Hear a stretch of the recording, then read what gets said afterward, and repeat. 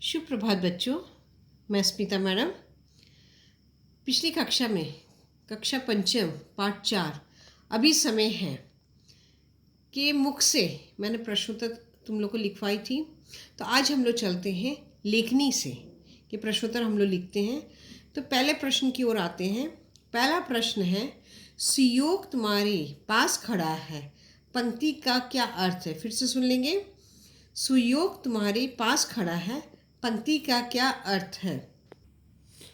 तो बच्चों इसका ये उत्तर होगा, सुयोग का अर्थ होता है अच्छा अवसर, अर्थात व्यक्ति अच्छे अवसर का लाभ उठाते हुए और समय का सदुपयोग करके अपने लक्ष्य को प्राप्त कर सकता है। फिर से सुन लेंगे।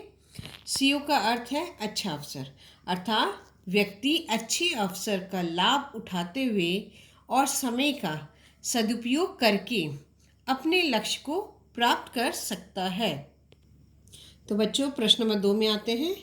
जो कल करना है उसे आज ही कर डालो, ये भाव किस पंक्ति में लिखा है? कहने का तात्पर्य है कि हमें पंक्तियाँ देखनी है, उसमें से हमें चुनना है कि जो कल करना है उसे आज ही कर डालो, ये भाव किस पंक्ति में है?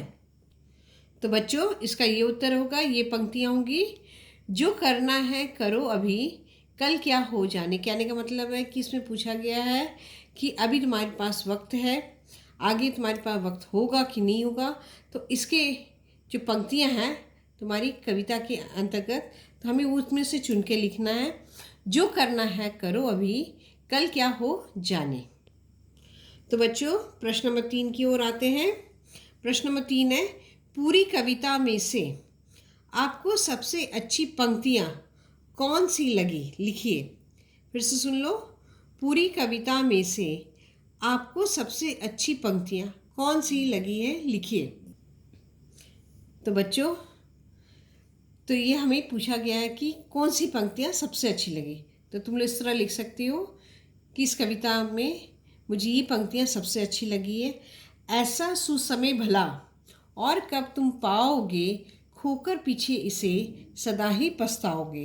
कहने का तात्पर्य ये है कि तुम्हारे पास सुसमय है और अच्छा समय है, वो फिर कब पता नहीं तुम्हारे पास हो या ना हो।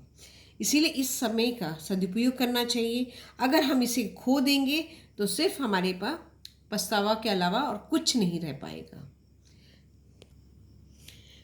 तो बच्चों अब प्रश्न 4 की ओर आते हैं। प्रश्न 4 में बोला गया है, अपने मित्र को काम करने की सलाह देते समय आप कविता की कौन सी पंक्तियाँ अपने पत्र में लिखेंगे? फिर से सुन लेंगे। अपने मित्र को काम करने की सलाह देते समय आप कविता की कौन सी पंक्तियाँ अपने पत्र में लिखेंगे? तो बच्चों हमें इस कविता में से पंक्तियाँ चुननी है, लिखनी है कि और सलाह भी देनी है कि काम कैसे किया जाता है। तो बच्चों तो इसके ये उत्तर तुम लोग लिख सकती हो कि हम अपने मित्र को काम करने की सलाह देते समय ये पंक्तियाँ लिख सकते हैं। करना है जो काम उसी में चित्त लगा दो, अपने पर विश्वास रखो, संदेह भगा दो। फिर से सुन लेंगे। करना है जो काम उसी में चित्त लगा दो, अपने पर विश्वास रखो, संदेह भगा दो। कहने का तात्पर्य है कि अगर हम जो भी कार्य कर रहे हैं पूरे तन मन से उसमें हमें ध्यान लगा के कार्य करना है और ख़ासकर विश्वास रखना है, आत्मनिर्भर बनना है। हमें शक संदेह जो भी है इसे हमें दूर भगा देना है और अपने लक्ष्य की ओर प्राप्त कर लेना है। तो बच्चों लेखनी के सारे प्रश्न उत्तर हो चुके हैं। अब तुम लोग को थोड़ा सा मैं गृह कार्य दे रही हूँ। तो एक है, इस पर अनुच्छेद लिखना है। समय अमूल्य धन है। इस विषय के संबंध से हमें एक अनुच्छेद लिखना है जो तुम लोग लिख सकते हो। तो बच्चों फिर से सुन लेंगे।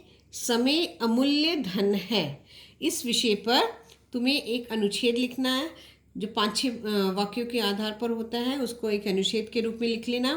और समय हमारे जीवन में कितना अनमोल होता है, कितना बहुमूल्य होता है और उसका हमें सदुपयोग करना चाहिए। जो भी उसके बारे में आप लोग को एक अनुच्छेद के रूप में लिखना है। तो बच्चों आप आज की कक्षा में इतना।